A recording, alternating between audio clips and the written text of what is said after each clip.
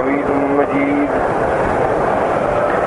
أعوذ بالله من الشيطان الرجيم. بسم الله الرحمن الرحيم. هل أنبئكم على من تنزل الشياطين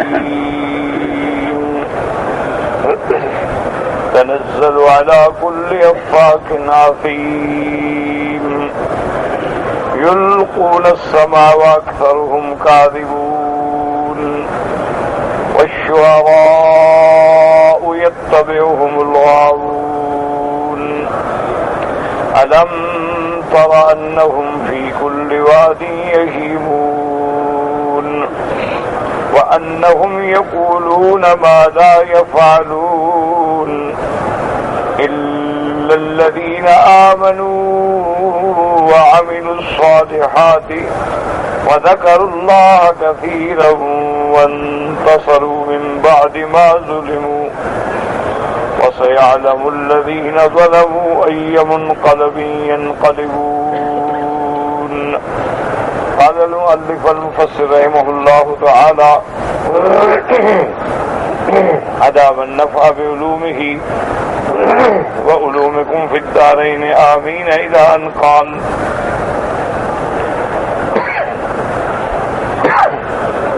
وقوله تعالى ألم تر أنهم في كل واد يهيمون.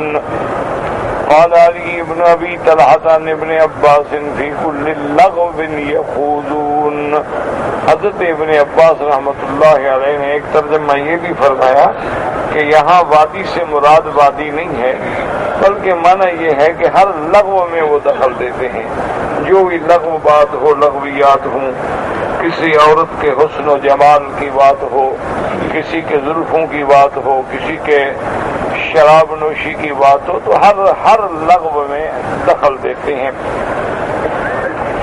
وقال الضحاك عن ابن عباس في كل فن من الكلام. انہوں نے کہا فی کل واد یہیمون کا معنی یہ ہے کہ کلام کے جتنے فن ہیں، فنون ہیں، کیا معنی نظم ہے، قصیدہ ہے، غزل ہے، شعر ہے، حجو ہے، مدح ہے، ہر فن میں وہ دخل دیتے ہیں.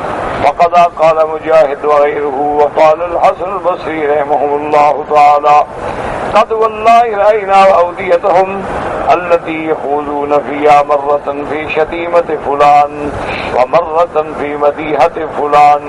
حضرت حسن بصری رحمۃ اللہ علیہ فرماتے ہیں کہ ہم اللہ فرماتے ہیں انہم فی کل واد یہیمون کہ وہ ہر وادی میں منہ مارتے ہیں. فرمایا ہم ان کے وادیوں کو جانتے ہیں. ان کی وادی کیا ہوتی ہے؟ کسی کی گالیاں، کسی کی شکایت، کسی کی تعریف، یہ وادیاں ہیں. کبھی حجب کی وادی ہے، کبھی مدح کی وادی ہے. وقال قتادہ الشاعر یمدح قوما بباطل ویذم قوما بباطل. حضرت قتادہ فرماتے ہیں کہ شاعروں کا تو کام ہی یہ ہوتا ہے کہ وہ کبھی قوم حالانکہ غلطی پہ ہو لیکن ان کی مدح بیان کرتے ہیں، اور کبھی قوم باطل پہ ہو تو ان کی مذمت بیان کرتے ہیں. نہ ان کی مدح کی کوئی قیمت ہے، نہ مذمت کی کوئی قیمت. جیسے حالات دیکھے، لالچ مل گئی مدح کر ڈالی، ویسے نہ ملے تو شکایت کر ڈالی، کیونکہ شاعروں کا تو کام یہی ہوتا ہے. وَأَنَّهُمْ يَقُولُونَ مَا لَا يَفْعَلُونَ اور جو کہتے ہیں وہ عمل بھی نہیں کرتے، جو دعوے کرتے ہیں ایسے زبانی. قال له في ابن عباس كان رجلان على عهد رسول الله صلى الله عليه وسلم احدهما من الانصار والاخر من قوم آخرين وانهما تهاجيا فكان مع كل واحد منهما غواة من قومه وهم السفهاء.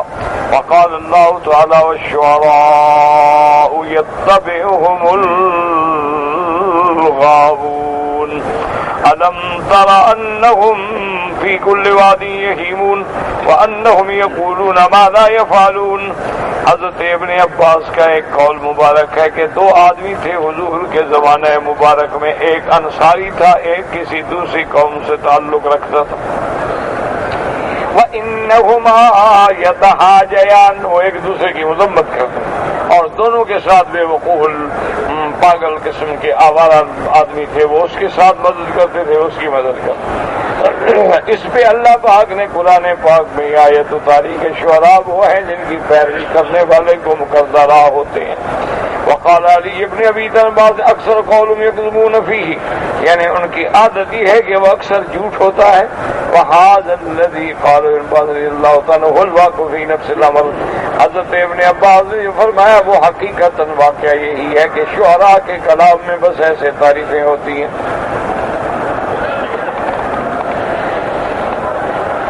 فإن الشعراء يتبجحون بأقوال وأفعال لم تصدر منهم ولا عنهم، وہ ایسے اشعار ایسے اقوال پر کہتے ہیں نہ وہ خود کرتے ہیں نہ قوم نے کبھی کیا. ويتكسرون بما ليس له، ولهذا اختلف العلماء رحمهم الله تعالى فيما إذا اعترف الشاعر بشعره بما يوجب حدا هل يقام عليه بهذا الاعتراف أم لا، لأنهم يقولون ما لا يفعلون على قولين. اس لیے علماء میں اختلاف ہو گیا کہ اگر کسی شاعر نے مثلا اپنے شراب نوشی کی تعریف کی ہے تو کیا اس پہ حد جاری کر دی ہے، کیونکہ حالانکہ وہ جو کہتے ہیں کرتے تو ہے نہیں، ہوتے زبانی کلامی دعوے ہیں. تو بعض علماء کہتے ہیں کہ ہاں یہ اقرار ہے اور اس پہ حد ہونی چاہیے. بعض کہتے ہیں کہ نہیں، ان کا زبانی کلامی بکواس کر رہا ہے، حقیقت تو نہیں. اللہ عالم اس نے پیا بھی ہے کہ نہیں پیا ہے، اور کوئی دلیل تو نہیں ہے نا اس کی، صرف شراب کی تعریف کرتا ہے. وقد ذكر محمد بن إسحاق ومحمد بن سعد في الطبقات والزبير بن بكار في كتاب الفقهاء أن أمير المؤمنين عمر بن الخطاب رضي الله تعالى استعمل النعمان بن عدي بن النزلة على ميسان من أرض البصرة وكان يقول الشعر. محمد بن اسحاق نے محمد بن سعد نے طبقات میں، اسی طرح زبیر بن بکار نے کتاب الفقہ میں یہ واقعہ لکھا ہے کہ حضرت امیر المؤمنین سیدنا عمر بن الخطاب رضی اللہ تعالیٰ عنہ نے نعمان بن عدی ابن نضلہ کو میسان پہ آپ نے حاکم بنا کے بھیجا. میسان جو ہے بصرہ کے علاقے کا نام، اور وہ شعر شاعری بھی کرتا تھا. الا حلت الحسرا والنخل لها بميسان يسقى في زجاج وحنتم اذا شئت غنتني ضحى كين قرية ورقاصة تهنو ولا كل مبسم فإن كنت ندباني فبالأكبر اسكني ولا تسكني بالأصغر المتلائم لعل أمير المؤمنين يسوه تنادمنا بالجوسك المتحدم. اس نے لکھا کہ ان خلیلہا کے خوبصورت عورتیں، ان کا دوست جو ہے وہ میسان کے اندر ہے، وہ ان کو پلاتی ہیں شیشے کے گلاسوں میں. اور ہنتم کہتے ہیں کدو ہوتا ہے نا، اس کو اندر سے خالی کر کے اس میں شراب بنائی جاتی ہے. اذا شئت غنتنی ضحی کی راشد، اگر چاہیں تو دیہات کی عورتیں آگے مجھے گانا سنائیں. ورقاصۃ تہنو علی کل مبسم، اور رقاصہ جو ہے وہ ہر مقام تبسم پہ رقص کریں. اور لعل امیر المومنین یسوء، شاید امیر المومنین کو یہ میرا کہنا اور عمل جو ہے برا لگے. فلما بلغ ذلك امیر المومنین عمر بن الخطاب رضی اللہ تعالی عنہ قال اي والله انه يسوءني ذلك ومن لقيه فليخبرني قد ازلته. حضرت عمر رضی اللہ تعالی عنہ کو جب اس کے یہ شعر پہنچے، حضرت نے فرمایا خدا کی قسم تمہارے اس کلام سے مجھے دکھ پہنچا ہے. اور آپ نے فرمایا جس بندے کو یہ خبر ملے اس کو اطلاع کر دو کہ میں نے تمہیں ملازمت سے عہدے سے ہٹا دیا ہے. وَكَتَبَ إِلَيْهِ عمر بسم اللہ الرحمن الرحیم حامیم تنزیل الكتاب من اللہ العزیز العلیم غافر الذنب وقابل التوب شدید العقاب ذی الطول لا الہ الا هو الیہ المصیر. اما بعد فقد بلغنی قولک، تمہارا یہ شعر مجھے پہنچا ہے کہ شاید یہ میرا عمل امیر المومنین کو برا لگے. وَأَيْمُ اللَّهِ، مجھے اللہ کی قسم ہے، اِنَّهُ لِيَسُوءُنِي، تمہارے اس عمل نے مجھے تکلیف پہنچائی، دکھ پہنچایا. وَقَدْ أَزَلْتُكَ، میں نے تمہیں ہٹا دیا ہے. فَلَمَّا قَدِمَ عَلَىٰ عمر، وقته بهذا الشعر فقال والله يا ابن ما شفتها قط ذاك الشعر الا شيء طفا على لساني فقال عمر ظن ذلك ولكن الله لا تعمل لي من ابدا وقد قلت ما قلت. جب اس کو پتہ لگا تو حضرت امیر المومنین کی خدمت میں حاضر ہوا اور اس نے کہا امیر المومنین میں قسم کھاتا ہوں کہ میں نے زندگی میں کبھی شراب نہیں پیا لیکن یہ بس میری شعر و شاعری کی وجہ سے آ گیا زبان. آپ نے فرمایا آ گیا یا نہیں آ گیا بس میں کبھی تمہیں بلا نہیں دوں لیکن آپ نے اس کو حد نہیں ماری. مقصد یہ ہے کہ آپ حد جاری کر رہے ہیں حد نہیں جاری. وقد ضمنه شعره لأنهم يقولون ما لا يفعلون لكنه ذمه عمر رضي الله تعالى عنه ولامه ولا ذلك وعدله به. حضرت عمر نے اس کی مذمت کی اس کو ملامت کی اور اس کو عہدے سے ہٹا دیا لیکن حد جاری نہیں فرمائی. فلهذا جاء في الحديث لأن يمتلئ جوف أحدكم قيحا يريه خير له من أن يمتلئ شعرا. حضور پاک نے فرمایا یہ بہتر ہے کہ تمہارا پیٹ جو ہے وہ پیپ سے بھرا ہوا ہو بجائے اس کے کہ وہ شعروں سے بھرا ہو. فالمراد من هذا ان رسول اللہ صلی اللہ علیہ وسلم القرآن. اور مقصد یہ ہے کہ اللہ نے جس پیغمبر پہ یہ قرآن اتارا ہے لیس بکاہن ولا بشاعر. محمد مصطفیٰ صلی اللہ علیہ وسلم نہ کاہن ہے نہ شاعر ہیں. لأن حالہ مناف لحالہ من وجوہ ظاہرہ. چونکہ کاہنوں کا اور شاعروں کی حالت اور ہوتی ہے اور میرے مدنی محمد مصطفیٰ کی سیرت طیبہ اور ہے. اسی لیے اللہ نے فرمایا وما علمناہ الشعر وما علمناہ الشعر وما ينبغي له ان هو الا ذکر وقرآن مبین. اور اسی طرح دوسری جگہ اللہ فرماتے انہ لقول رسول کریم. اور فرمایا وما هو بقول شاعر قلیلا ما تؤمنون ولا بقول کاہن قلیلا ما تذکرون تنزیل من رب العالمین. اللہ نے فرمایا اس ظالموں نہ یہ کسی شاعر کا کلام ہے نہ کاہن کا کلام ہے بلکہ اللہ کا اتارا ہوا قرآن پاک ہے. جیسے اللہ نے یہاں فرمایا وَإِنَّهُ لَتَنزِيلُ رَبِّ الْعَالَمِينَ نَزَلَ بِهِ الرُّوحُ الْأَمِينُ عَلَى قَلْبِكَ لِتَكُونَ مِنَ الْمُنزِلِينَ بِلِسَانٍ عَرَبِيٍّ مُبِينٍ. إِذَا أَنْ قَالُوا وَأَذَنَتْ لِلشَّيَاطِينِ وَمَا يَنبَغِي لَهُمْ وَمَا يَسْتَطِيعُونَ إِنَّهُمْ لَشَرٌّ مَّحْضُورٌ. إِذَا أَنْ قَالَ هَلْ أُنَبِّئُكُمْ عَلَى مَنْ تَنَزَّلُ الشَّيَاطِينُ. اللہ نے فرمایا ظالموں شیطان ان لوگوں پہ اترتے ہیں جو جھوٹے ہوتے ہیں بدکار بد کردار ہوتے ہیں. میرا محمد بدنی تو پاک ہے اس کا کیا علاقہ شیطانوں سے. تنزل على كل افاك نثيم. شیطان تو ان لوگوں کے پاس آتے ہیں جو بہت زیادہ جھوٹ گھڑنے والے اور گناہوں میں پڑے ہوئے. یلقون السماء واکثرهم کاذبون. وہ تو کان ڈال کے چراتے ہیں ملائکہ کی باتیں لیکن اکثر جو ہے پھر اس میں جھوٹ ملاتے ہیں. والشعراء يتبعهم الغاوون. ألم تر أنهم في كل واد يهيمون وأنهم يقولون ما لا يفعلون. شاعر لوگ جو ہیں وہ تو جھوٹے ہوتے ہیں چاہے تو مدح کر دیں چاہے تو شکایت کر دیں. وہ ایک ادب کی کتابوں میں بڑا مشہور واقعہ آتا ہے نا کہ ایک شاعر بادشاہ کی خدمت میں آیا تو بادشاہ نے کہا کہ دیکھو یہ دولت ہے نوٹ ہے پیسہ ہے اس کی تعریف کرو.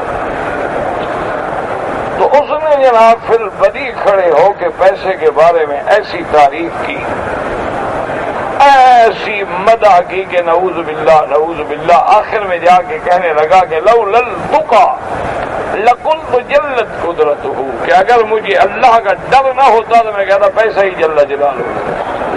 کیونکہ یہ چاہے تو پھانسی سے اتار لے چاہے تو بے گناہوں کو پھانسی پہ چڑھا دے چاہے تو جو مرضی ہے ظلم کروا دے، چاہے تو ظلم سے نکال دے، تو ہر چیز تو پیسے سے ہو رہی ہے۔ نعوذ باللہ، اس کا معنی یہ ہے کن فیکون کا اختیار اسی کو ہے۔ تو کہنے لگا میں اللہ سے ڈرتا ہوں، اگر اللہ کا ڈر نہ ہوتا تو میں کہتا خدا خود پیسہ ہے۔ بادشاہ نے اس کو انعام و اکرام سے نوازا۔ تھوڑی دیر گزری، اسی مجلس میں بادشاہ نے کہا کہ اچھا بات یہ ہے کہ تم نے پیسے کی بڑی تعریف کی ہے، مدح کی ہے، ہم نے تمہیں انعام دیا ہے۔ اب اسی پیسے کی اسی مجلس میں کھڑے ہو کے تم حجب بیان کر سکتے ہو، شکایت اس کی حجب کرو۔ نے کہا بالکل کر سکو، کوئی بات ہی نہیں ہے۔ تو اب جناب اس نے کھڑے ہو کے پیسے کی مذمت شروع کی، کہتے کہتے کہتے آخر میں آ کے کہتا ہے ذی وجہین کل منافقی۔ اس نے کہا دیکھو جو بھی پیسہ دنیا کا ہے اس کے دو منہ ہوتے ہیں، ادھر اور شکل ہوگی، ادھر اور شکل ہوگی۔ کہ یہی تو منافق کی علامت ہوتی ہے کہ اس کے دو منہ ہوتے ہیں، کہ ادھر ملے گا تو کچھ کہے گا، ادھر ملے گا تو کچھ کہے گا۔ اس سے بڑی کوئی علامت ہے؟ یہ تو منافق ہے۔ تو بادشاہ نے پھر انعام دیا۔ تو یہ شاعروں کا ایک مزاج ہوتا ہے۔ اسی طرح ایک شاعر تھے نا جنہوں نے اپنی محبوبہ کی تعریف میں شوق میں آ کے شیرازی نے کہہ دیا کہ میرے محبوب کے چہرے پہ جو سیاہ تل ہے نا، اس تل پر میں سمرقند و بخارا جو ہے نا، یہ دونوں شہر جو ہے بڑے بڑے صدقہ کر دوں، خیرات کر دوں میں۔ اچھا، اور جس نے بادشاہ نے سمرقند و بخارا بنایا تھا تیمور نے، اس کو جب پتہ لگا کہ حافظ نے یہ شعر کہا ہے کہ ایک تل کے بدلے میں بخشند سمرقند و بخارا رہا، اس نے کہا پکڑو اس کو، یہ عجیب آدمی ہے۔ اور شاعر کو پکڑ کے لے آئے۔ انہوں نے کہا بے وقوف آدمی، میں نے ساری دنیا کے مستری لگائے، ساری دنیا کی نعمتیں منگوائی، پتھر منگاؤ، یہ منگاؤ، وہ منگاؤ، اور 12 سال میں نے سمرقند اور بخارا کو بنایا ہے، اور اس پہ کروڑوں روپے لگائے ہیں، اور تم ایسے احمق ہو کہ ایک محبوب کے دل پہ میرے دونوں شعر قربان کر دیے۔ اس نے کہا حضرت اتنا سخی نہ ہوتے تو آج بھوکے پھرتے بنا، ہماری سخاوت ہے، ہم سب کو لٹا دیتے ہیں، اسی لیے تو بھوکے مر رہے ہیں۔ بادشاہ کو ہنسی آ گئی، انہوں نے کہا چھوڑو پاگل ہے، کیا کہیں۔ انہوں نے کہا جناب یہی تو ہماری سخاوت کا کمال ہے۔ تو شاعر یوں ہوتے ہیں، تو ان کی کسی بات کا اعتراض نہیں ہوتا۔ اسی طرح لکھا ہے کہ متنبی کو، وہ بھی ایک شاعر گزرا ہے، اور اتنا بڑا شاعر تھا بدبخت کہ اپنی کلام کو دیکھ کے نبوت کا دعویٰ کر بیٹھا کہ میں بھی نبی ہوں۔ اس نے جناب یہ ہے کہ ایک بادشاہ کی تعریف میں قصیدہ کہا، بادشاہ خوش ہو گیا، اس نے حکم دیا کہ میرے استبل سے میری سواری کا جو خاص گھوڑا ہے نا وہ اس کو دے دو۔ ایک بڑا انعام تھا کہ بادشاہ اپنی سواری کسی کو دے دے، گھوڑے تو اور بھی دیے جا سکتے تھے نا، 1000 دے دیتا، لیکن میرے استقبال میں جو میرے استعمال کا گھوڑا ہے اس کو دے دو۔ اب جناب اس کو گھوڑا دے دیا، اور سوچا بادشاہ ہیں، بس جو موڈ میں آ گیا، خیال میں آ گیا، میں شاعر بندہ، میں گھوڑے کا کیا کروں۔ اچھا اب اگر بیچوں گا تو بادشاہ پکڑ لے گا کہ میرے ہدیے کی توہین کی ہے، بیچ دیا بدبخت نے۔ اگر نہ بیچوں تو اس کی حفاظت کون کرے؟ یہ تو بادام اور پستے اور مربے کھانے والا گھوڑا ہے، میرے پاس تو گھاس بھی نہیں ہے۔ تو اب اس کا میں کروں کیا؟ وہ اسی شش و پنج میں بیچارہ مبتلا رہا ہو، 3 دن میں گھوڑا بھر گیا، کھانے کو کچھ نہیں۔ اب جب گھوڑا مر گیا تو شاعر کو بڑی پریشانی ہو سکا، یا تو میں یہ ملک چھوڑ کے نکل جاؤں، اور ورنہ بادشاہ کہے گا کہ میرے ہدیے کی اس نے قدر نہیں کی، کہ میں نے گھوڑا دیا اور اپنا ذاتی گھوڑا دیا اور اس بدبخت نے خیال نہیں کیا، وہ مر گیا۔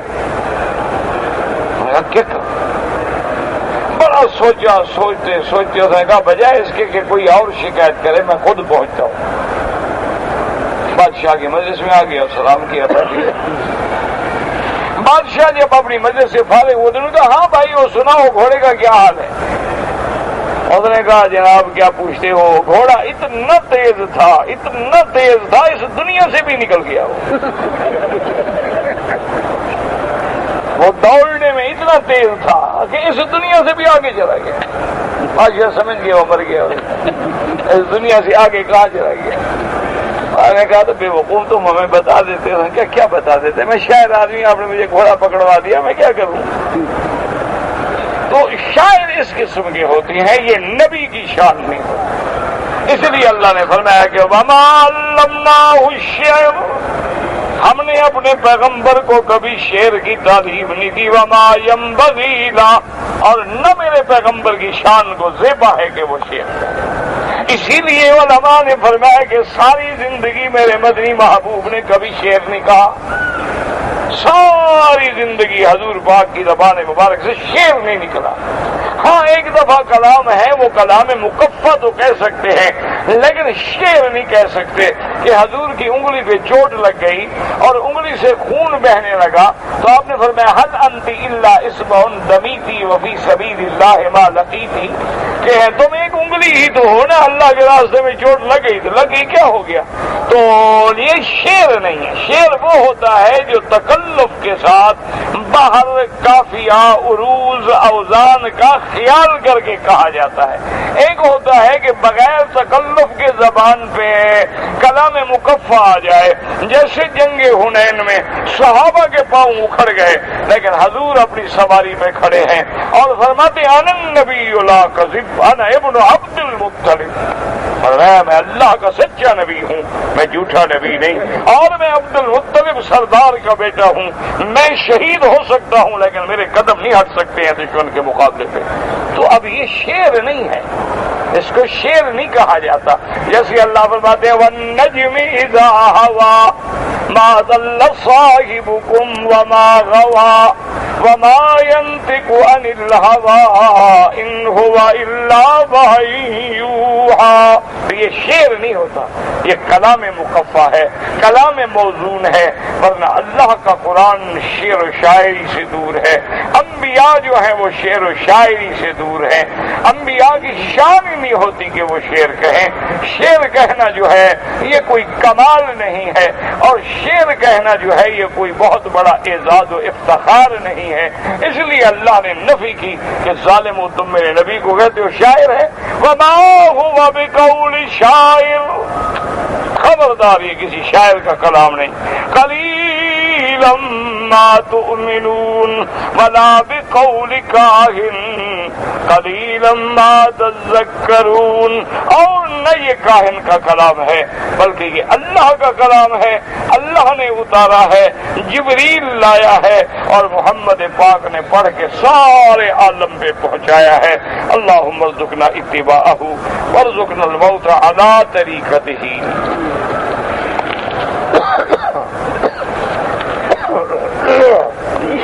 واللہ اعلم۔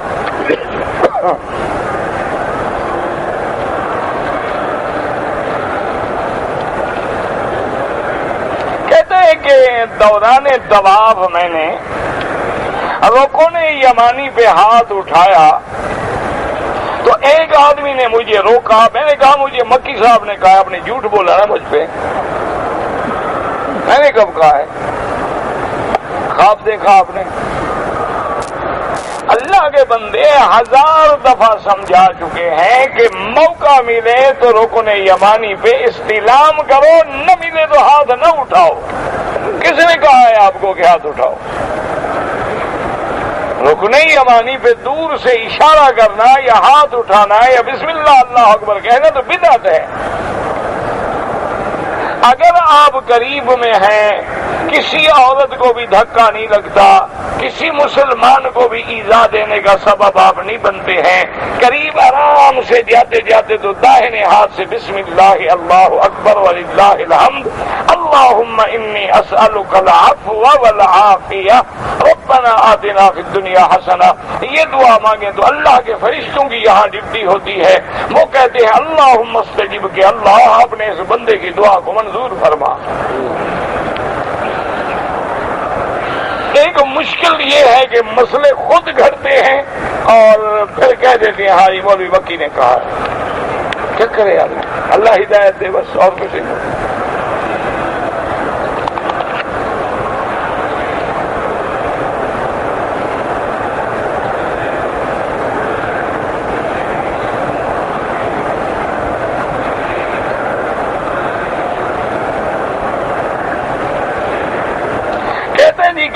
پاکستان سے آیا ہوں، عمرہ کرنے کے بعد میں مدینہ منورہ گیا، 8 دن مدینہ منورہ میں رہنے کے بعد میں مکے آ رہا تھا، تو جب ذل حلیفہ پہ آئے، میقات پہ آئے، میرا عمرہ کرنے کا ارادہ نہیں تھا، میں نے نیت نہیں کی، احرام نہیں باندھا، بغیر احرام کے مکے میں آ گیا۔ اب میرا بھائی مسئلہ یہ ہے کہ امام ابو حنیفہ رحمۃ اللہ علیہ فرماتے ہیں کہ آپ کو احرام باندھ کے آنا چاہیے تھا، آپ نے میقات سے تجاوز کیا ہے بغیر احرام کے، لہذا آپ پہ دم واجب ہے۔ ہاں اگر ہمت کریں فوراً ایک گاڑی پہ چلے جائیں اور مدینہ پاک کی زیارت بھی کر لیں اور دوبارہ احرام باندھ کے آ جائیں، عمرہ کر لیں تو دم سے بچ جائیں گے، اور آپ کے پیسے 30 40 50 60 ریال لگے گا، دم میں تو کم سے کم 300 ریال لگ جائیں گے، 300-400 ریال خرچہ ہو جائے گا۔ تو اس لیے ہاں البتہ امام احمد بن حنبل رحمۃ اللہ علیہ فرماتے ہیں کہ اگر کوئی بندہ میقات پہ آ رہا ہے لیکن اس کی نیت عمرے کی نہیں ہے، اس کی نیت حج کی نہیں ہے، اور وہ احرام نہ باندھے تو اس پہ کوئی حرج نہیں، کوئی جرمانہ نہیں، کوئی دم نہیں، کیونکہ ایک حدیث میں لفظ آتے ہیں لمن اراد الحج والعمرۃ، کہ احرام اس کو باندھنا ہے جو شخص حج اور عمرے کی نیت کرے۔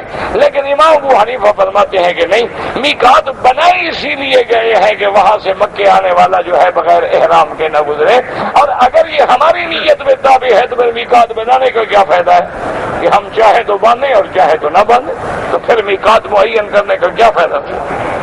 ایک دوسری بات امام ابو حنیفہ رحمۃ اللہ علیہ یہ دلیل دیتے ہیں، وہ کہتے ہیں کہ آپ یہ ثابت کریں کہ کبھی حضور پاک رحمت دو عالم میقات سے آئے ہوں اور احرام نہ باندھا ہو، ما سوائے فتح مکہ کے، اور فتح مکہ کے دن حضور نے بتلا دیا کہ یہ وہ دن ہے کہ اللہ نے اللہ کے حرم میں جنگ کسی کے لیے حلال نہیں کی لیکن میرے لیے حلال کی ہے۔ لم تحل لأحد قبلی، مجھ سے پہلے کسی پیغمبر کے لیے بھی حلال نہیں کی گئی، لیکن اللہ نے میرے لیے جنگ حلال کی ہے، اس وجہ سے حضور نے عمرے کا احرام نہ باندھا کہ اللہ نے ان کے لیے حلال کیا تھا آنا۔ اور اس کے بعد باوجود اس کے کہ اللہ نے اجازت دی، حضور بغیر احرام کے آئے، لیکن جب جنگ حنین ہو گئی، طائف فتح ہو گیا، حضور نے جیرانہ پہ قیام فرمایا، حضور جیرانہ سے آگے عمرہ کر گئے۔ تو اس لیے بہرحال اب دونوں ائمہ کے دلائل ہیں، اب تمہاری اپنی مرضی ہے۔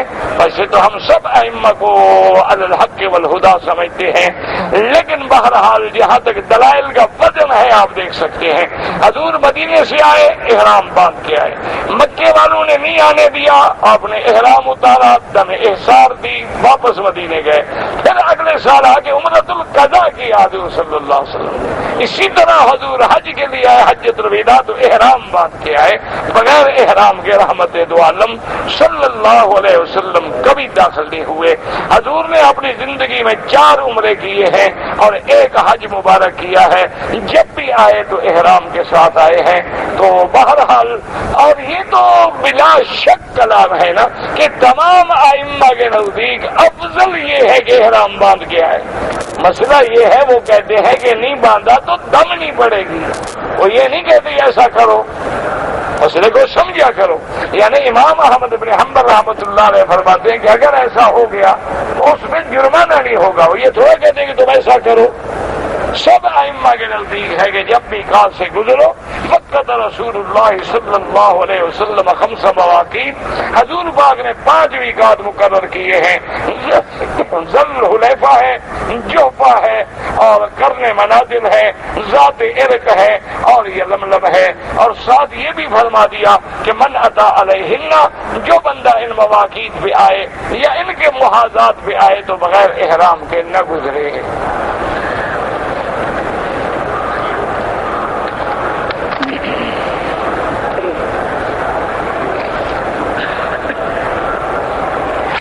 مختلف اوقات نماز میں یعنی 5 نمازیں ہیں تو ہر نماز ہم ایک الگ امام کی تقلید کریں. جب آپ کو اتنا بڑا علم اللہ نے دیا ہے کہ چاروں ائمہ کی فقہ آپ کے سامنے شیشے کی طرح کھڑی ہے کہ ہر نماز میں آپ ایک نئے امام کا پکڑ لیں، آپ کو تو تقلید کرنے کی ضرورت ہی نہیں. آپ تو پھر اتنے بڑے عالم ہو گئے نا کہ فقہ المذاہب الاربعہ پہ آپ کا عبور ہو گیا. اب آپ بیٹھے ہوئے چن رہے ہیں کہ نرم بات کس کی ہے. تو جب اتنے بڑے عالم ہیں تو آپ کو تو تقلید کی کوئی ضرورت نہیں. اچھا کبھی آپ نے یہ بھی سوچا ہے کہ 4 رکعت نماز اگر عشاء ہم پڑھیں تو 1 رکعت ایک امام پڑھائے، دوسری دوسرا پڑھائے، تیسرا پڑھائے، چوتھی، کیا خیال ہے؟ کیا یعنی کیا خیال ہے؟ 4 امام پڑھا دیں، جھگڑے ختم. 4 رکعتیں، امام بھی 4. یہ تو مذاق ہو گئی نا کہ جس کو دیکھا کہ یہاں سے نرم بات مل رہی ہے لے لیا، سخت ہے تو چھوڑ دیا. میرا بھائی اگر آپ اتنے بڑے عالم ہیں آپ کو تقلید کی ضرورت ہی نہیں ہے. تقلید کی ضرورت ان لوگوں کو ہے فاسألوا اہل الذکر ان کنتم لا تعلمون، اگر ان کو علم نہیں ہے. اور علم نہیں ہے تو لازمی بات ہے پھر ایک عالم سے مسئلہ پوچھا جائے گا. یہ نہیں ہوگا کہ ایک ٹانگ اس دروازے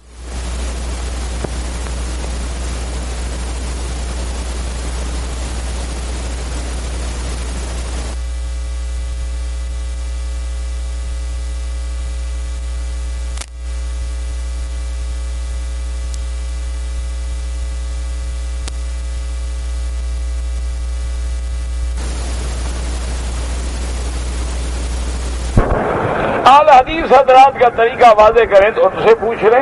وہ ظاہر حدیث پہ عمل کرتے ہیں، ٹھیک ہے، وہ بھی علی الحق والہدی ہے. ہم ان کو نعوذ باللہ کوئی گمراہ فرقہ تو نہیں شمار کرتے. اور یاد رکھیں کہ تمام ائمہ اربعہ جو ہیں سب اہل حدیث ہیں. کون امام ہے جس نے حدیث کے سوا کوئی مسئلہ بیان کیا ہے؟ اصل اہل حدیث تو امام ہے.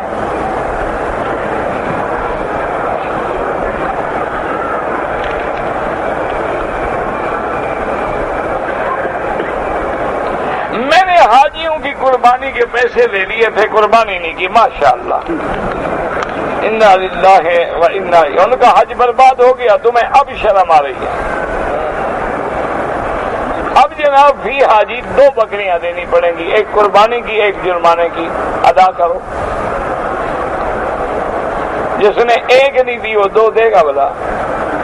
بس ایسے باتیں ہیں. اور یاد رکھو کہ حج کے دنوں میں جتنی پرائیویٹ لوگ پیسے لیتے ہیں نا قربانی کے لیے، ان میں 99% نہیں کرتا قربانی. اچھا حاجیوں کے بھی دماغ پہ خدا جانے کوئی پردہ آ جاتا ہے. بھائی بازار میں جا کے پوچھو بکرے کا ریٹ ہے 350. وہ کہتا ہے میں 250 ریال میں آپ کی قربانی کر دوں گا. پاگل ہو گیا، 100 ریال خود ڈالے گا جیب سے. کہاں سے بکرا لائے گا؟ اس کا الگ کوئی جہاز آئے گا، الگ اس نے کو خرید کر کے کھڑے کیے ہوئے ہیں. جھوٹ ہے. حاجی کو سمجھنا چاہیے کہ جب مارکیٹ میں ریٹ ہی 350 ہے، یہ 250 میں کیسے کرے گا؟ وہ پتہ کیا کرتے ہیں، 1000 بکری بک کر لی، 250 ریال فی آدمی کے حساب سے 2.5 لاکھ ہو گیا. 50 بکریاں ذبح کر کے باقی دعا کر دی، اللہ سب کی قبول فرما. 2 لاکھ جیب میں. حج برباد ہوا حاجی کا. یہ تو قیامت میں جوتے کھائے گا نا.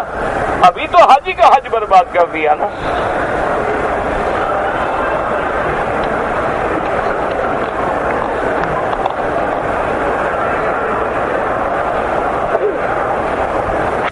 ایک عورت نے عمرہ رات کے 3 بجے ختم کیا، بال کاٹنا بھول گئی اور سو گئی. دوسرے دن بال کاٹے. میرا بھائی کوئی حرج نہیں، احرام کھول دیا. عورت کا احرام تو ہوتا نہیں، کیا کھول دیا؟ اس نے کوئی چادریں باندھی ہوئی تھی؟ کیا احرام ہے عورت کا؟ عورت کا تو کوئی احرام ہے نہیں کہ جو اس نے کھول دیا. اور رومال جو بندھا ہوا ہے وہ تو خود باندھتی ہے، شریعت میں تو کوئی احرام نہیں. بہرحال اس دوران میں اگر وہ میاں بیوی ملے ہیں یا خوشبو والی عطر استعمال کیا ہے یا اور چیزیں استعمال کی ہیں، پھر تو دم پڑ جائے گی۔ اور کچھ نہیں کیا ہے اور دوسرے دن بال کاٹے ہیں، کوئی دم نہیں۔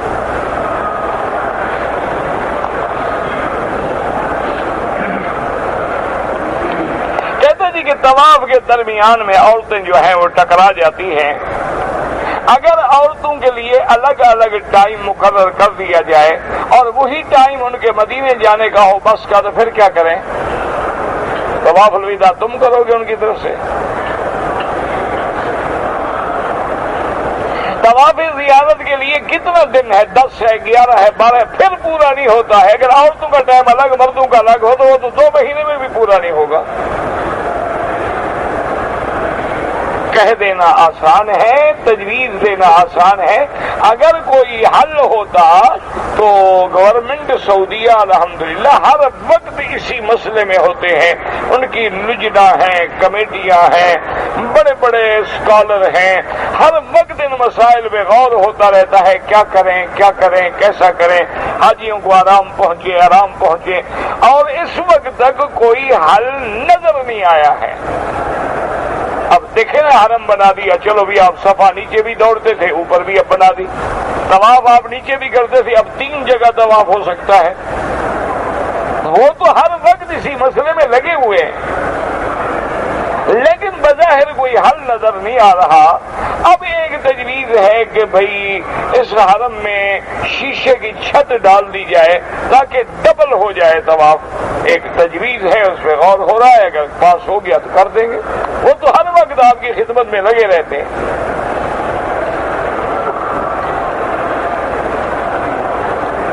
اگر ایک آدمی نے خودکشی کی ہے تو اس کی طرف سے ہم عمرہ کریں، بہرحال وہ کافر تو نہیں ہے، اس نے بہت بڑا گناہ کیا ہے جس کی بہت بڑی سزا ہے، لیکن کافر نہیں ہے۔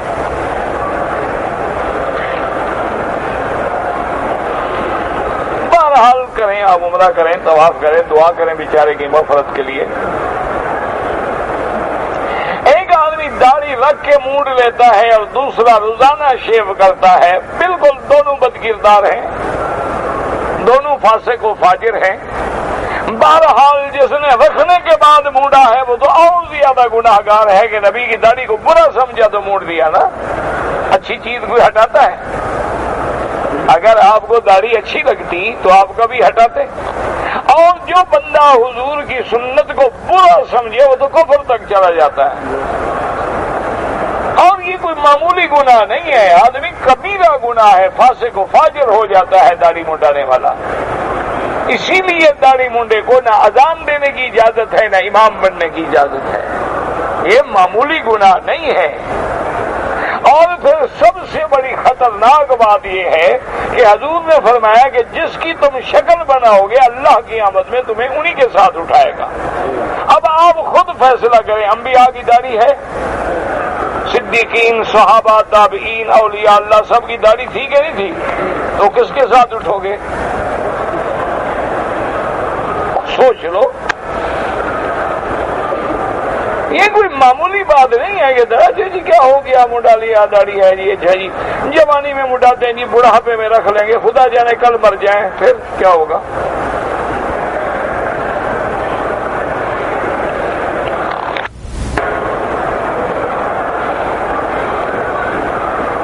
بہرحال ایک آدمی حرم آتا ہے، حرم افضل ہے محلے سے کروڑ درجے، تو باتیں ہیں نا کہ ہمارے محلے میں سنو۔ بہرحال 21 دن ہے آپ کے پاس، 12 دن آپ نے مکے میں گزارے اور 9 دن مدینے میں آپ مسافر رہیں گے، جب تک ایک جگہ پر 15 دن کے قیام کی نیت نہ کرے آدمی مسافر رہتا ہے، اور آپ کے 15 دن بنتے ہی نہیں۔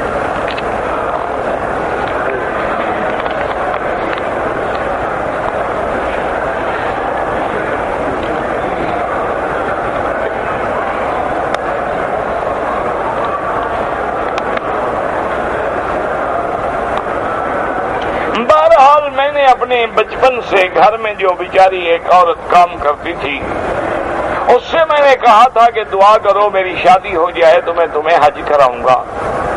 وہ بیچاری دعائیں کرتی رہی، شادی ہو گئی، اب حج کا وقت آیا تو لوگوں نے کہا کہ غیر محرم ہے تو اس کو آپ حج میں کیسے لے جائیں گے، اس کی عمر کیا ہے؟ اگر وہ بوڑھی ہے اور آپ کی بیوی بھی ساتھ ہے اور عورتیں بھی ساتھ ہیں تو آ سکتی ہے، جو آپ کے بچپن سے آپ کے گھر میں کام کر رہی ہے، ابھی جوان تو وہ نہیں ہوگی بیچاری، آپ کی نیت خراب ہو گئی ہے، معلوم یہی ہوتا ہے۔ بہرحال آپ اس کو حج کروائیں۔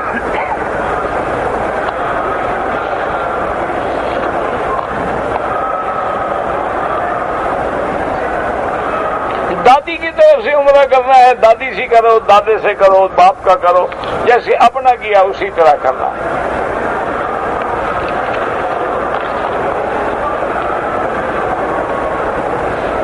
میرے بیوی کے رشتہ دار جو ہیں وہ شیعہ ہیں، کیا ہم ان کے گھر جا سکتے ہیں؟ ہاں بالکل جا سکتے ہیں، کیوں نہیں جا سکتے؟ حضور صلی اللہ علیہ وسلم کے گھر میں ابو سفیان آئے،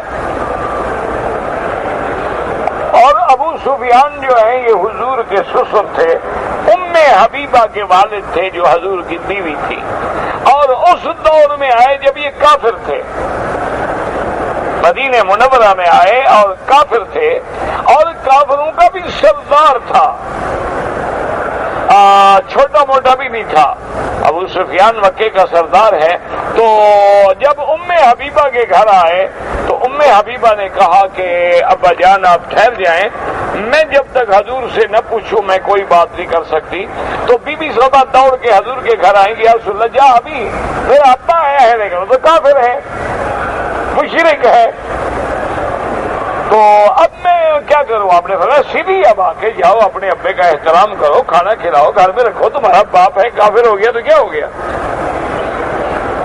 تو رشتہ دار کافر بھی ہو کوئی بات نہیں، کوئی مسئلہ نہیں۔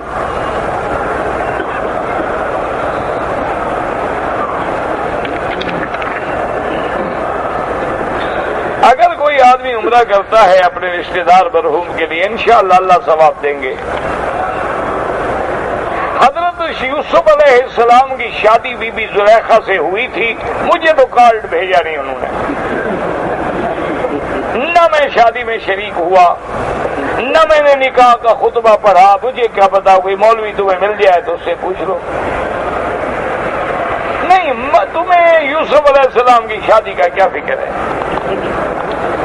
نہیں، مجھے مسئلہ سمجھاؤ، ہوئی یا نہیں ہوئی، چلو تمہیں کیا تکلیف ہے؟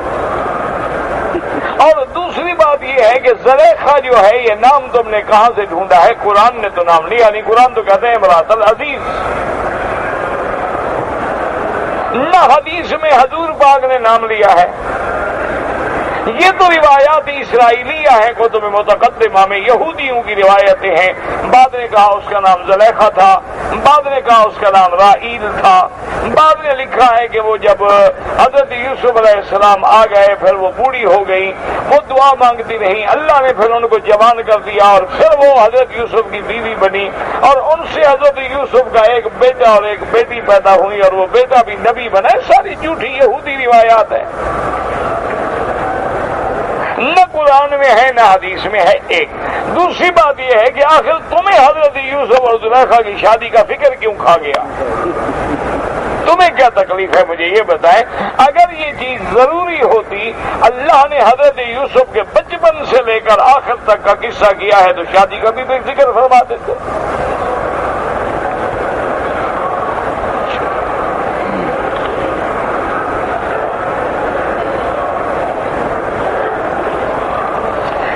کہ ہمارے ساتھ عورتیں بھی تھیں، ہم مرد بھی تھے، ہم نے عمرہ کیا، عمرہ کر لینے کے بعد طواف کر کے صفا مروہ دوڑ کے پہلے ہم نے ان خواتین کے بال کاٹ دیے، بعد میں اپنا سر مڈایا، حرج کوئی نہیں، لیکن جن خواتین کے تم نے بال کاٹے ہیں وہ تیری محرم ہے، بہن تھی، ماں تھی، بیٹی تھی، بیوی تھی کیا کہ لوگوں کی عورتوں کے بال کاٹتے پھر رہے ہو؟ آئے عمرے پہ ہو، اگر وہ غیر محرم تھی تو گناہ کیا ہے تم نے، توبہ کرو، دم نہیں پڑے گی۔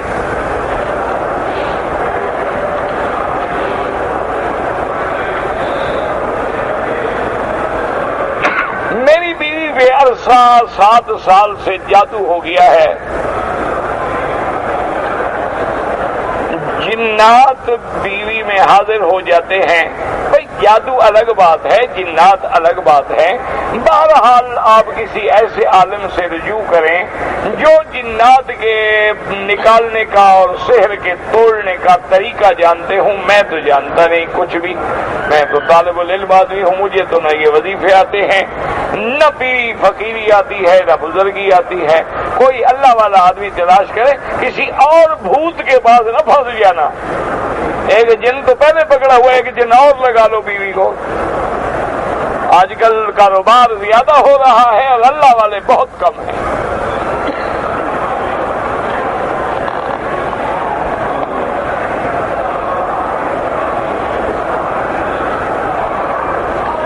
کہتے جی میں پاکستان سے آیا ہوں، ایئرپورٹ پہ میرا احرام گم ہو گیا، بہت کوشش کی نہیں ملا، بغیر احرام مدینے گیا، مدینے سے جدہ آیا، جدہ سے مکہ آیا، مکے سے مسجد عائشہ گیا، احرام میں آ کے عمرہ کیا. اب ایک دم بھی ادا کرو، تمہیں احرام مدینے میں بھی نہیں ملا، کہیں نہیں ملا، پورے مکے مدینے میں احرام ملتا ہی نہیں. کہ اسی احرام کے ساتھ تم نے کوئی وعدہ کیا تھا کہ میں نے تمہیں باندھنا ہے، تم نہ ملے تو میں عمرہ بھی نہیں کروں گا. اب ایک بکری دم ادا کریں اور عمرے سے بھی محروم ہو گئے میقات کے. اللہ کے بندے جدے میں احرام موجود ہے، مدینے میں موجود ہے، شہروں کے شہر بھرے ہوئے ہیں، میقات کی مسجدوں پہ 100 احرام کی دکان ہے.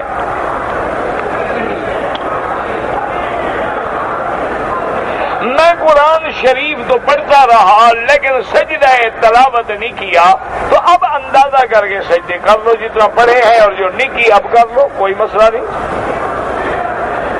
حجر اسود جنت کا پتھر ہے، اور جو اس کو اتباع سنت محمد مصطفیٰ میں بوسہ دیں گے، اللہ تبارک و تعالیٰ قیامت میں اس کو توفیق دیں گے، وہ گواہی دے گا ہمارے بوسے کی.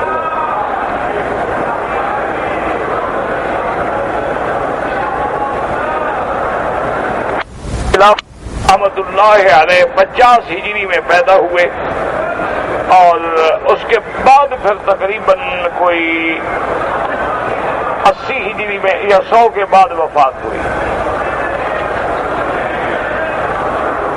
مسجد کے لیے چندہ اکٹھا کرنا اسلام میں جائز ہے، جائز ہے، لیکن مسجد بناؤ، یہ نہیں کہ اپنے گھر بناتے رہو. آج کل تو یہی دیکھا ہے ہم نے، مسجد بنتی نہیں، مولوی کے گھر بن جاتے ہیں.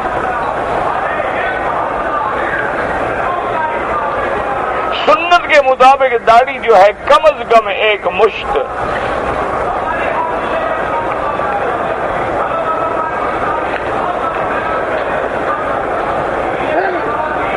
اگر ایک آدمی پہ غسل واجب ہے تو کیا وہ اللہ کا نام لے سکتا ہے؟ لے سکتا ہے، کوئی بات ہے.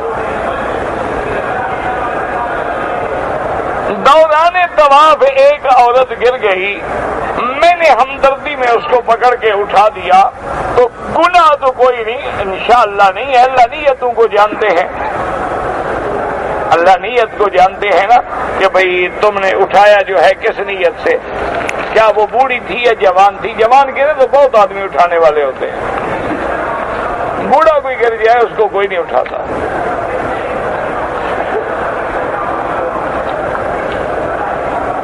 نفلی طواف ماں باپ کے لیے بالکل کریں، دعا کریں، اللہ ان کو اجر دیں گے.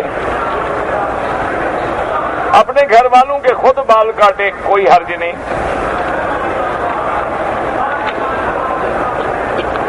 جنازہ پڑھنے کے بعد ایک طرف سلام پھیرے تو نماز مکمل ہے، 2 طرف پھیرے تو جائز ہے، کوئی منع نہیں، کوئی کفر اسلام کی جنگ نہیں. ایک سلام بھی جائز ہے، 2 بھی جائز ہے. تکبیر میں 2 دفعہ کہیں تب بھی جائز ہے، 1 دفعہ کہیں تب بھی جائز ہے، دونوں حدیث میں موجود ہیں.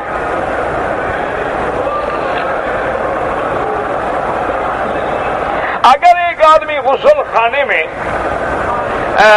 غسل کرتے ہوئے وضو کرے بغیر کپڑے پہنے ہوئے تو کیا وہ وضو ہو جائے گا؟ جب غسل ہو جائے گا تو وضو کیوں نہیں ہوگا؟ اگر کپڑے نہ ہونے سے غسل نہیں، وضو نہیں ہوتا تو غسل بھی نہیں ہوگا. اللہ کے بندے، جب تو دیوار بند ہے، دروازہ بند ہے، بات ختم ہو گئی.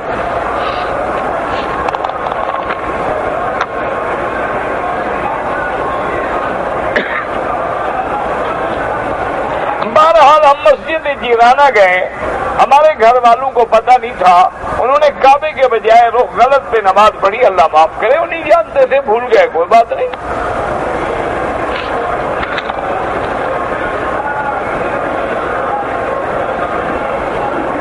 ہم نے عمرہ کرنے کے بعد سر پہ اس طرح پھروا دیا۔ تیسرے دن پھر ہم نے عمرہ کیا، لوگوں کو دیکھا کہ وہ کینچی سے بال کٹوا رہے تھے، تو ہم نے بھی کینچی سے بال کٹوائے۔ کینچی سے کیا کٹوائے 3 دن میں اس طرح کے بعد؟ جی اس طرح پھروا دو، 3 دن میں اتنے بال نکل آتے ہیں کہ کینچی سے کاٹے جائے۔ آپ پہ دم پڑ گئی، دم ادا کریں اور اس طرح بھی پھروائیں۔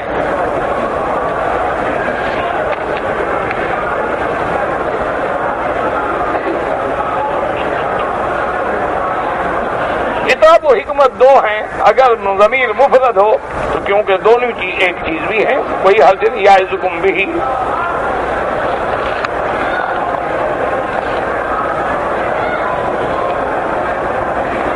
اگر ایک عورت نے صبح عمرہ کیا تو کپڑے تبدیل کر لیے، شام کو یاد آیا کہ بال نہیں کاٹے، کاٹ دے، کوئی بات نہیں، لیکن اس عرصے میں کوئی غلطی تو نہیں کی، یعنی میاں بیوی مل گئے تب پڑ جائے گا۔ اگر اس نے خوشبو عطر وغیرہ بدن پہ لگا لیا تب پڑ جائے گا۔ حیض والی عورت طواف کر سکتی ہے، جب مسجد میں نہیں آ سکتی طواف کیسے کر سکتی ہے؟ حیض والی عورت کے لیے مسجد میں آنا منع ہے، جب مسجد میں داخل نہیں ہوگی طواف کیسے کرے گی؟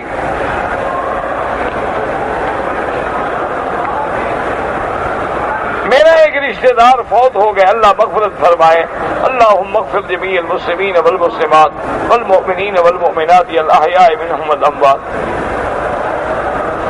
میں نے مغرب کی نماز میں امامت کی، لیکن مجھے یاد آیا کہ میرا وضو نہیں ہے، تو سلام پھیر دیں، ان کو بتا دیں، اپنی نمازیں لوٹائیں۔ زندگی میں ایک نماز پڑھانی پڑی، وہ بھی بے وضو۔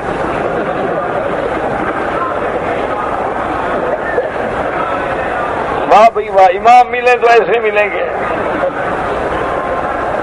ایمان یزید ینقص کے جو مسائل ہیں یہ یہاں تقریروں میں نہیں حل ہوتے، اس کے لیے کتاب لے آئے، پڑھیں ہمارے پاس۔ حضرت عبداللہ ابن مسعود تو نہیں رہتے تھے طائف میں، عبداللہ ابن عباس رہتے تھے، جب آتے تھے احرام باندھ کے آتے تھے۔ اگر کوئی آدمی طائف سے حرم آتا ہے سیدھا تو احرام باندھنا ہوگا، اگر خارج الحرم اس کا گھر ہے تو احرام باندھنے کی کوئی ضرورت نہیں، یا اگر روزانہ ڈرائیور ہے، آتا ہے جاتا ہے، اس کے لیے بھی احرام ضروری نہیں ہے۔ اگر کوئی آدمی طائف سے جمعہ پڑھنے کے لیے آئے اور احرام نہ باندھے، امام ابو حنیفہ رحمۃ اللہ علیہ کے نزدیک تو دم پڑ جائے گی، باقی ائمہ کے نزدیک دم نہیں پڑے گی، لیکن وہ بھی کہتے ہیں اچھا نہیں کیا کہ میقات سے بغیر احرام کے آ گیا۔ اگر سیر تفریح کے لیے ہم جائیں تو وہی مسئلہ ہے، امام ابو حنیفہ فرماتے ہیں دم پڑ جائے گی۔ ایک ہی آدمی ہے بیٹھے لکھ رہا ہے بس، کہتے جی کہ بعض لوگ آپ سے کچھ ایسے سوالات بھی کرتے ہیں جو الٹے سیدھے ہوتے ہیں، ہم بھی تو الٹا سیدھا جواب دیتے ہیں، جیسا منہ ویسا تھپڑ، کوئی ایسی بات نہیں، کرنے دو، ان کو بھی عادت ہو گئی، ہمیں بھی عادت ہو گئی۔ چھیڑ خوباں سے چلی جائے اسد، الفت نہ صحیح نفرت ہی صحیح۔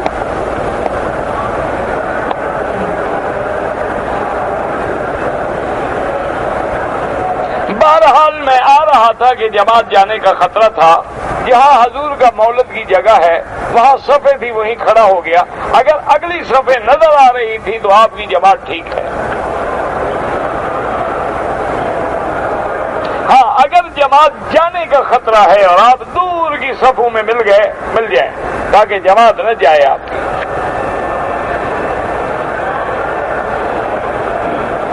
اگر آدمی نے حتیم میں جانا ہے تو نمازی کے آگے گزرنا پڑتا ہے، مجبوری ہے، کوشش کریں کہ سجدے کی جگہ پاؤں نہ آئے۔ اگر کوئی آدمی ہے اس کے لیے کھڑا ہونا، اگر اس کے دل میں تکبر پیدا ہو تو کبھی کھڑے نہ ہوں، اگر اس کے دل میں تکبر پیدا نہیں ہوتا تو جیسے حضور بی بی فاطمہ کے لیے کھڑے ہو جاتے، بی بی فاطمہ حضور کے لیے کھڑی ہو جاتی۔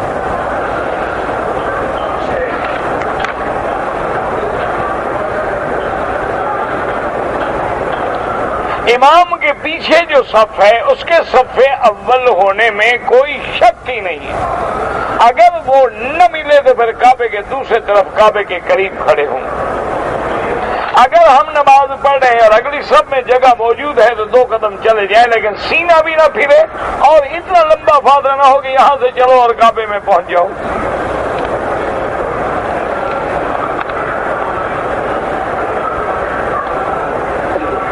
جو بھی حج پہ آتا ہے اللہ نے بلایا تو اللہ کے بلائے کے بغیر تو کوئی بھی نہیں آ سکتا نا۔ وَأَذِّنْ فِي النَّاسِ بِالْحَجِّ يَأْتُوكَ رِجَالًا وَعَلَىٰ كُلِّ ضَامِرٍ، سب نے جب ندائے خلیل پہ لبیک کہا تو وہی آتے ہیں، باقی قبول کرنا نہ کرنا وہ اللہ کے ہاتھ میں ہے۔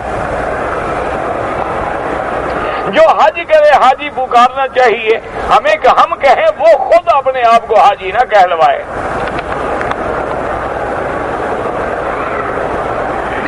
تفسیر عثمانی بند ہو گیا تو ضروری تو نہیں نا کہ ساری زندگی ایک تفسیر چھپتی رہے، کچھ عرصہ وہ چھپتی رہی، کچھ عرصہ اور چھپ رہی ہیں، ان کے بعد اور چھپیں گی۔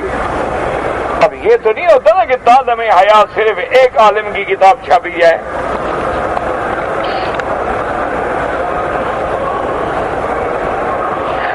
ایرانی حضرات جو ہیں جدے میں آتے ہیں احرام نہیں باندھتے، جدے سے ذوالحلیفہ جاتے ہیں وہاں سے احرام باندھتے ہیں، ٹھیک ہے، مکے تو آئے ہی نہیں نا، کیوں احرام باندھے؟ وہ تو جدہ سے چلے گئے ابیار علی، وہاں سے احرام باندھ گیا ہے، ٹھیک ہے۔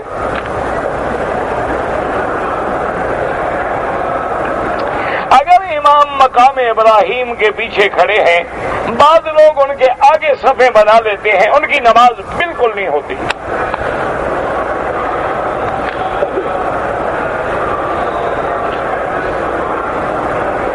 کہتے ہیں کہ ایک آدمی سورت واقعہ، سورت الدخان، سورت الملک رات کو پڑھتا ہے لیکن بھول گیا، نہیں پڑھ سکا، دن کو پڑھ لے، نہیں بھی پڑھ سکا کوئی بات نہیں، اللہ انشاءاللہ اس کی نیت پہ اجر دیں گے۔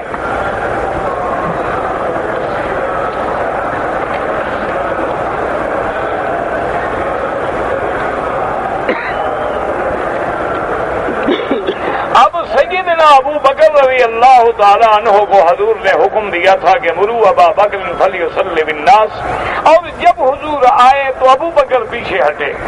حضور نے اشارہ بھی کیا لیکن ابو بکر ہٹ گئے پیچھے، تو اب حضور آگے آ گئے، تو حضور اب ابو بکر کے امام بن گئے اور ابو بکر امت کے امام بن گئے۔ بعد میں جب سلام پھیرا تو حضور نے فرمایا کہ ابو بکر تم کیوں ہٹ گئے؟ میں نے کہا تھا کہ کھڑے رہو۔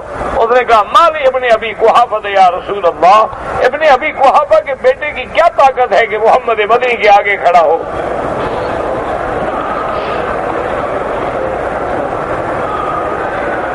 اگر 2 قربانی کی گنجائش ہے تو 2 کریں، اپنی اور میاں بیوی کی کریں، نفلی نہ کریں دوسروں کے لیے، پہلے اپنی تو پوری کریں۔ بریلوی حضرات کے پیچھے نماز ہو سکتی ہے، نماز تو سب کے پیچھے ہو سکتی ہے، لیکن اگر تمہیں یقین ہے کہ وہ شرک کرتا ہے، وہ غیر اللہ کو پکارتے ہیں، غیر اللہ کو حاجت روا اور مشکل کشا سمجھتے ہیں، غیر اللہ کی نظر نیاز دیتے ہیں، تو پھر نماز نہیں ہوتی۔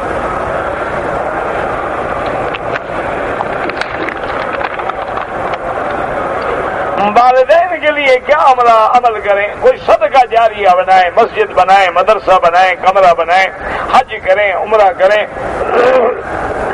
جو بھی ممکن ہے کریں۔ اگر آپ کے چچا عمرے کے لیے آئے، عمرہ کرنے سے پہلے احرام کھول دیا، میں نے بتایا پھر احرام باندھ لیا، کوئی بات نہیں، کوئی دم نہیں۔ کعبہ شریف میں جو بھی نماز پڑھیں گے انشاءاللہ 1 لاکھ کا اجر ملے گا، یہ نہیں کہ عدد ملے گا۔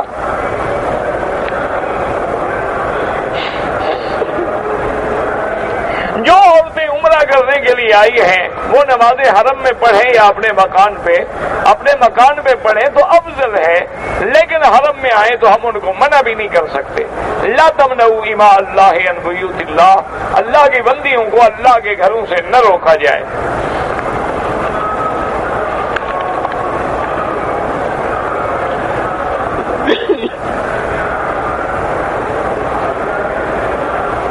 ایک آدمی 12 سال سے اپنے ملک سے باہر ہے اور 12 18 سال سے اس نے اپنی بیوی کے حقوق بھی ادا نہیں کیے تو نکاح تو نہیں ٹوٹتا، چاہے 20 سال بھی لگ جائیں، لیکن وہ عورت چاہے تو اس کو شریعت نے حق دیا ہے کہ وہ قاضی کو درخواست دے کے نکاح فسخ کروائے کہ بھی آتا ہی نہیں، میرے حقوق بھی ادا نہیں کرتا، معلقۃ بین السماء والارض، مجھے آسمان و زمین کے درمیان میں لٹکایا ہوا ہے اس نے۔ اگر ایک آدمی نے اپنے بال نہیں کاٹے، پہلے بیوی کے بال کاٹ دیے، کوئی بات نہیں۔ سونے کا سنت طریقہ یہ ہے کہ داہنی کروٹ پہ لیٹے، اور حضور پاک اپنا دایاں ہاتھ بھی اپنے رخسار کے نیچے رکھتے تھے اور رخ قبلے کی طرف ہوتا تھا اور داہنی طرف لیٹتے تھے۔ داہنی طرف لیٹنا جو ہے سنت الانبیاء والمرسلین ہے، بائیں طرف لیٹنا جو ہے وہ سنت الغافلین ہے، اور ایسے لیٹنا جو ہے یہ عادت المتفکرین ہے، اور الٹا لیٹنا جو ہے یہ سنت الفاسقین ہے، یہ فاسق اور فاجر لوگوں کی عادت ہے۔ اللہ پاک ہمیں بچائے۔ ربنا تقبل منا انك انت السميع العليم وتب علينا انك انت التواب الرحيم اللهم فرج هم المهمومين نفس كرب المكروبين واقض الدين عن المدينين واشفنا واشف مرضانا ومرضى المسلمين اللهم اصلحنا واصلح بنا واصلح اولادنا واولاد المسلمين اللهم اصلح شبابنا وشباب المسلمين اللهم اصلح ذرياتنا وذريات المسلمين اللهم اجعلنا واجعلهم عبادك الصالحين الناجحين الراشدين الفائزين برحمتك يا ارحم الراحمين۔ یا اللہ عالم اسلام کی عزت کا فیصلہ فرما، یا اللہ تمام بلاد اسلامیہ کی حفاظت فرما، یا اللہ امن و امان قائم فرما، یا الہ العالمین تمام اسلامی ملکوں میں اسلام کی حکومت قائم فرما، قرآن و سنت کا نفاذ فرما، یا اللہ بلد الامین کو قیامت تک ہر فتنہ سے محفوظ فرما، یا اللہ بیماروں کو شفا عطا فرما، بے حیاؤں کو حیا عطا فرما، بے دینوں کو دین عطا فرما، بے اولادوں کو اولاد عطا فرما، قرض داروں کے قرض عطا فرما، جن کا رزق تنگ ہے ان کے رزق میں برکتیں عطا فرما، یا اللہ ہمیں مانگنا نہیں آتا بغیر مانگے عطا فرما، یا اللہ پورے عالم میں ہدایت کی فضا پیدا فرما، یا اللہ حضور کے ہر امتی کو دین کا داعی اور دین کا سپاہی بنا، یا اللہ دین اسلام کے غلبے کا فیصلہ فرما، یا اللہ کفار کی ذلت دامید شکست کا فیصلہ فرما۔ ربنا تقبل منا انك انت السميع العليم اللهم اجعل لنا وللمسلمين من كل هم فرجا ومن كل ضيق مخرجا ومن كل بلاء عافيا سبحان ربك رب العزة عما يصفون وسلام على المرسلين والحمد لله رب العالمين اللهم صل على سيدنا محمد وعلى آل سيدنا محمد كما صليت على إبراهيم وعلى آل إبراهيم في العالمين إنك حميد